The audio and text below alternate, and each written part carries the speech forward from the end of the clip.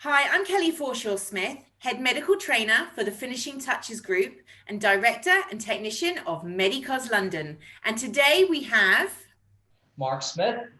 Mark's company is called Dot Micro and it's based in the cosy seaside town of Hollywood in Northern Ireland. He's been trained in SMP for almost 3 years. He previously ran a hair transplant clinic, and whilst doing this, he noticed there were many clients that were not suitable for a hair transplant, and so he was on the lookout for other solutions. He then found SMP. He now focuses solely on scalp micropigmentation for men and women. He is one of the first dedicated SMP clinics in Northern Ireland. In his first year, he won 2 global awards for Rising Star with Team Micro in London and the world's best new artist in the World Scalp Micropigmentation Training Group in Orlando. He has also won UK Scalp Artist at Teresa Wild's PMU conference, and he came 3rd in the MP UK Awards for Best Scalp Artist, and he'd only been doing it for 6 months at that point. He also won a local beauty award for Clinic to Watch Out For, and this guy is definitely someone to watch out for. What accomplishments, Mark. That is amazing. I mean, obviously I've seen your work already, so I know that you're absolutely brilliant.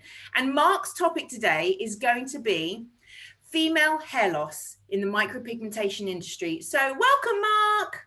Hey, thank you. Appreciate you taking the time out to do this for me. It's great.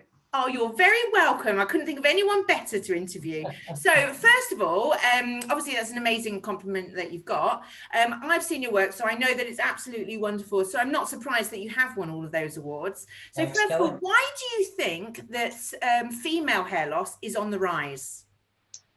There could be a number of reasons, to be honest. I think stress is a major factor, really. Modern day stresses, I think more than ever, women in general are more stressed with not only family life, but now professional jobs. There's so many other factors that come in. Social media, we're all wanting to look absolutely, perfect, and it's, for many, it's not possible. But For others, it is. But you know what I mean. Yeah, we've all got this expectation of trying to look perfect, and we don't need to, but we feel that way. And I think those are you getting more women coming through your door? We absolutely are. Actually, at one point there, it was a 50-50 split. Why don't you think they did originally? I think there's always been a taboo, and for men losing their hair, it seems to be more acceptable in society. If you see a man walking down the street with hair loss, it's not something you would think twice about. But for a woman, it's a bit more kind of a thing. And I think that more women now are stepping up and sort of making sort of this sort of brave change to do something about it. What do you think? Do you treat them any differently? Like, as it obviously not differently as in male or female, but like, how do you treat a women's female's consultation? Is it any different from a man's? To be honest, no, not really. Everything, it's always the same, and I'll allow them to explain sort of what they've been through and typically what they've tried. In fact, a lot of women are a lot more clued into hair loss than men, and actually what I've found is that they'll tend to have tried trichologists, they'll have been to already to see their GPs, they'll have had blood tests. So they've been through a range of different things already, even trying shampoos and lotions and potions and finally coming up with nothing. So this is a great solution for women. Sorry, Hannah, are you using densification? When we're talking about SMP in general, is it densification work that you're doing? Mostly densification work, yes, because women tend to have more of what we call a diffuse hair loss, which tends to be all over. And so typically they're not great candidates for hair transplants, sadly. So micropigmentation is a perfect option for women. Okay, fantastic. And can you treat all women with thinning hair? For the most part, yes. You definitely need to pay attention to your dilutions and shades for various types of skin. But certainly, for the most part, the majority of women are good candidates. There's always a limit on how far you can go with that. So if the hair loss is too severe, then you've got to sort of take that into consideration for the patient. What classes it as too severe? So there's a threshold of having a certain amount of hair all over, where you can add a nice texture through the hair to give a nice result. What I actually find is I have clients at both ends of the scale with extreme hair loss and very little. And what I've got now is just through experience, I can show these patients or clients what they can expect as a best case scenario result, and what they can, and so on. And typically that actually helps them make a decision, because for most women, there is no other options. And so being able to be realistic and honest about what they can expect is very important to them.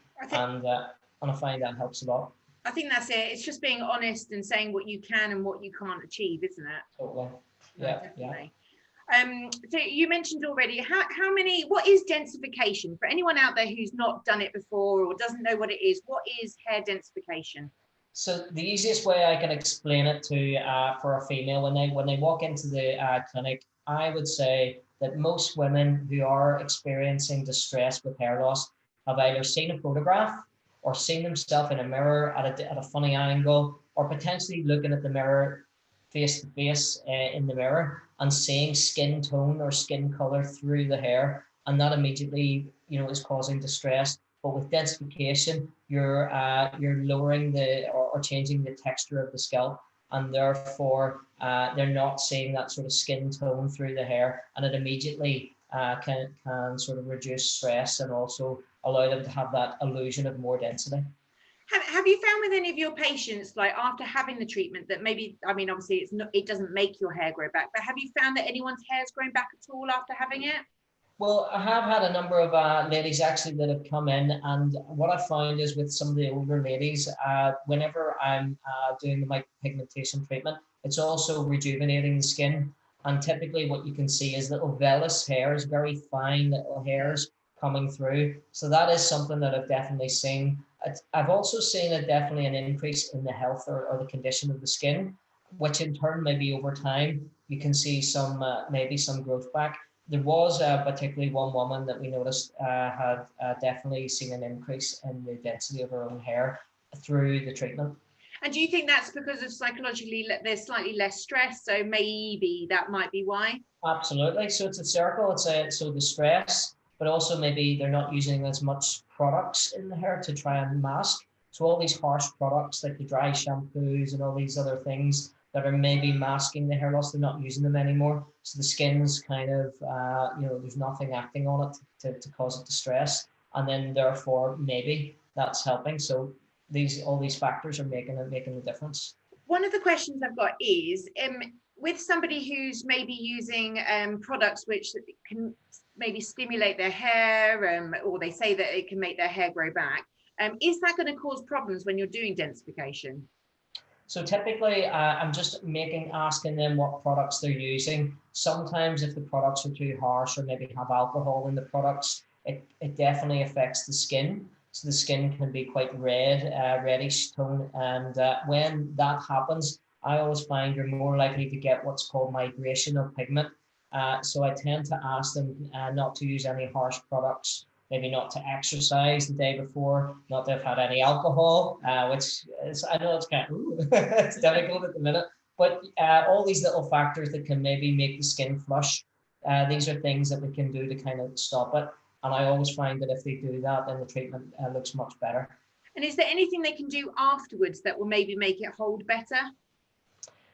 So just again, maybe looking at the products that they use on a day-to-day basis. If they're using any harsh shampoos, just checking to see what chemicals are in those shampoos, or mousses or hairsprays or whatever products they're using. Again, just making sure that maybe it's a milder version, or it's a product that pays more attention to what the chemicals are. Because I know that one of my ladies, one of the reasons that she didn't want to come originally was that she thought that she couldn't wash her hair like for months. How soon afterwards can a lady wash and brush their hair gently? So typically after 4 days, we're getting into the point where you could start to sort of maybe use some mild forms of shampoo. I typically would say getting back to a normal wash around 7 days, okay. But around 4 days, maybe you can add a little bit of shampoo in there with diluted water, just to kind of really sort of cleanse the hair a little bit. and then eventually getting to the point where you can use your sort of normal shampoo again, maybe after 7 to 10 days. So with normal SMP, or not normal, but with SMP, when you're doing a male, for example, who's, shaves the hair off completely, you're kind of replicating a buzz cut look. Exactly. Is it harder to do densification than it is to do that type of work? It actually is more difficult, yes, because you're always moving the hair around in order to kind of give a nice look. I tend to not like doing patches on the plants. I tend to try and persuade the clients to do more of a fuller area in the event that maybe if there is more hair loss or they decide to change the hairstyle or for any given reason, at least there's more of a fuller look when there's patches there. If they want to change the hairstyle, maybe more hair loss can be exposed that way. So I tend to try and persuade them to do the whole thing. But it looks that way it will look really nice throughout the hair then. Because I remember years ago, like years and years ago, I have to admit, I did do it years and years ago. That was before we knew what we know now. But like we used to do tiny little hairs. Obviously, it looks horrendous now because obviously if you move your hair and your hairline, then you've got these lines. So tell people out there, what is it that we do? Like, how do we create this densification? So basically, the idea is that we're adding a series of little dots or fine flecks to the skin. We're spacing them at a certain distance apart, and we're repeating the process over a large area. We then come back and randomly place the same amount over the top of those, not directly on the pigments, but randomly around them. And what you end up with is what looks like a natural random hair texture effect. But it takes a number of sessions to do this. And also what I find is if we change the shades throughout that process, you get a more realistic look. So talking on sessions, how many sessions does a patient need?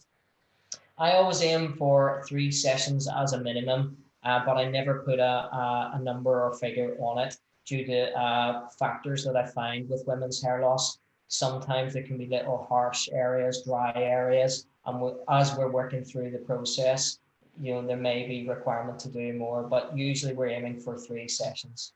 Do you recommend someone to condition their scalp before coming in?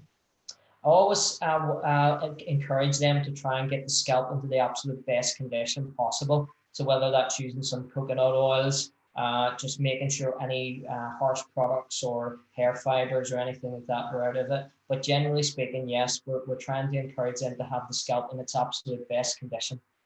And how percentage-wise, what would you say your percentage is now of male and female coming to your clinic? It's still close to 50-50. So we still look at both. I do target a lot the female industry as well. So there is a lot of women that come through the doors with hair loss, but it's equal. It's 50-50. Yeah. I think for somebody as well, like, so obviously you're solely SMP. Do you team up with somebody maybe, because obviously it's hair loss, do you team up with somebody who maybe does the eyebrow or eyelashes side of things? Or eyeliner? Not at the moment, but I'd be interested in that at any given point. But I should jump on a plane. Yeah.